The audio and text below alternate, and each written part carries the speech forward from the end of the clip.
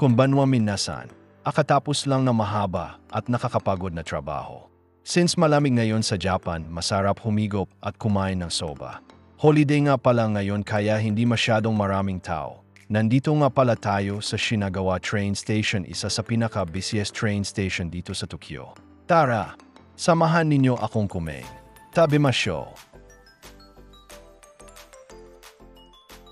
Counting trivia about sa soba. Unang kinain ang soba sa anyong pansit sa Japan mga 400 taon na ang nakakaraan. Ito ay kumalat sa buong bansa at tinangkilik din sa mga espesyal na okasyon. Ang bawat tindahan ay may sariling mga katangian na nagpapahintulot sa mga customer na madama ang lokal na kulay ng lungsod. Sabi ni Suzuki, sa palagay ko maraming tao ang naakit sa istasyon ng soba noodles, hindi lamang dahil ang mga ito ay mura, mabilis at masarap, kundi dahil ang mga ito ay nostalgic at may kapaligiran na nagbibigay sa iyo ng pakiramdam ng paglalakbay.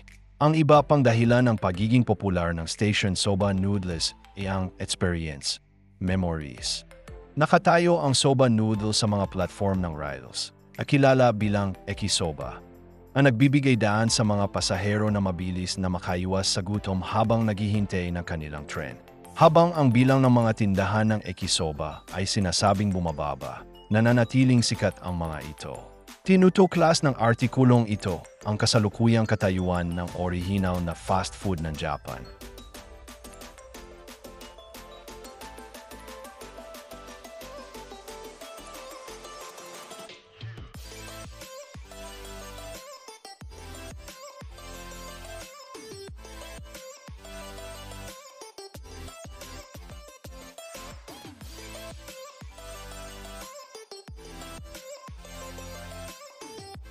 Agkatapos kumain sakto dumating na yung train, kaya hindi na ko magugutom habang bumabiyahe pa uwi.